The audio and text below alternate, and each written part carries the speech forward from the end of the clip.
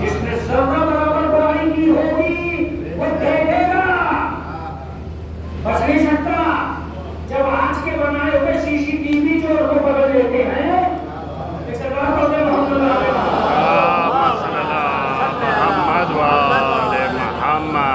ایک آدمی نے مال میں موبائل چرا کے لے کے چلا بھی گیا، اپنے گھر پہنچ گیا۔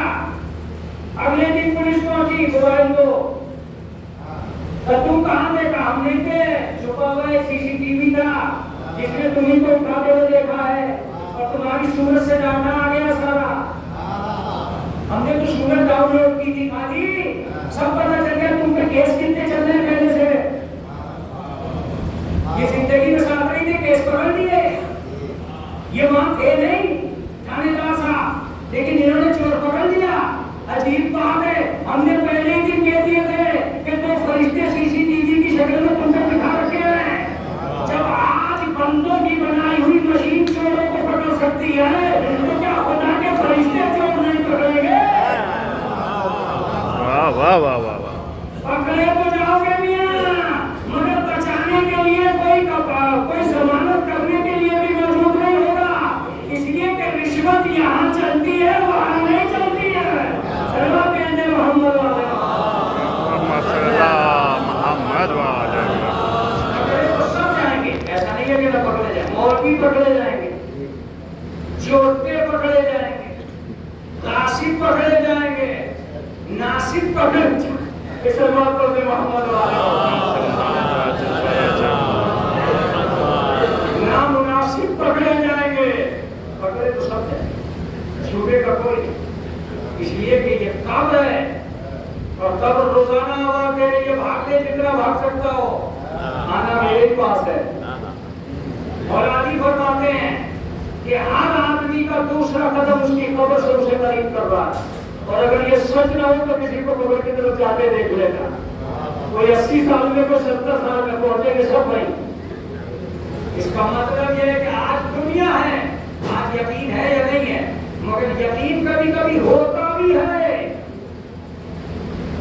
ملک الموت جناب نوح کے پاس سلام کیا، السلام علیکم، السلام علیکم یا افضل النبیین، اے نبیوں میں سب سے طولانی عمر پانے والے نبی، تم پہ میرا سلام۔ کب کیسے آئے؟ ملک الموت کا لینے آیا ہوں، لینے آیا ہوں۔ کیا کچھ فرصت کچھ دم ہے؟ کیا کچھ نہیں، اب تو چلنے کو ہے۔ کہا ٹھیک ہے، چلنے کو آگے تو میں نے مزاق کر ہی کہا تھا، چلنے کے لیے تیار۔ کہا کہ سب سے لمبی عمر پائی ہے تم نے جناب نوح، اتنا تو بتا دو کہ زندگی کو کیسا پایا،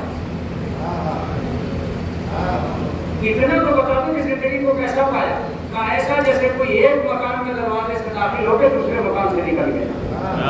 واہ واہ واہ، خواہشات کی عمر اتنی ہوتی ہے، اتنی ہی ہوتی ہے، جب جانے والے سے پوچھئے کہ کیا چاہتا ہے،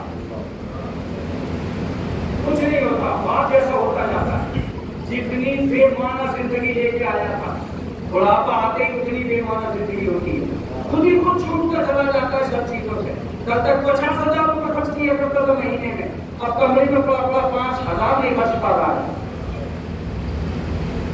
کتنا مختصر کر دیا زندگی کو، خود کو خود ضرورتیں ختم ہوتی چلی گئی، آدمی سمٹتا چلا گیا۔ ہاں ایک لفظ ضرور کہتا ہوں، کامیاب وہی ہے جو اپنے خدا کے لیے جیا ہے، اس لیے کہ اسے بھروسہ ہوتا ہے کہ اگر میری ایک دن کی بھی زندگی پائی جاتی ہے تو یہ ایک ہی دن کی زندگی مجھے اللہ کی راہ میں توبہ کرنے کے لیے کہا۔ کامیاب وہی ہے جنہوں نے اپنے گھروں میں نظام عبادت پیدا کیا، جو مطمئن ہوتے، مطمئن وہی ہوتا ہے جو اپنے اللہ کی نگاہوں میں مطمئن ہوتا ہے۔ میں پہلے کہہ چکا ہوں آپ سے کہ جو آدمی اللہ کی راہ میں نہیں آ سکتا اس کی زندگی کے کوئی معنی نہیں ہو سکتا۔ البتہ جو اللہ کی راہ میں مر گیا، پروردگار اسے بھی شہید کہہ دیتا۔ جو جی رہا ہے اس کو زندہ نہیں کہتا، جو اس کی راہ میں مر گیا ہے اسے زندہ کہتا۔ اس کا مطلب خدا کی راہ میں آ جانا ایک بڑا مسئلہ۔ اب ایک لفظ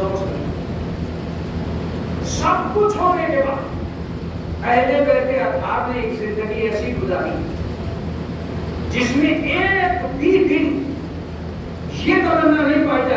کہ ہم اس دنیا کی سب سے اونچی زندگی گزاریں، لیکن یہ تمنا ضرور پائی جاتی ہے کہ ہم آج کی سب سے اچھی عبادت کریں۔ آج کی سب سے اچھی عبادت کریں۔ آج کے زمانے کے سب سے اچھے روزے علی کہتے ہیں کہ مجھے خوش نصیبی ملی کہ میں نے سب سے اچھے روزے رکھے۔ آج کے زمانے کا سب سے اچھا حج میں کر لوں، اس کا مطلب ایک تمنا پائی جاتی ہے۔ جناب فاطمہ زہرا صاحب بہت عبادت میں کھڑی رہی،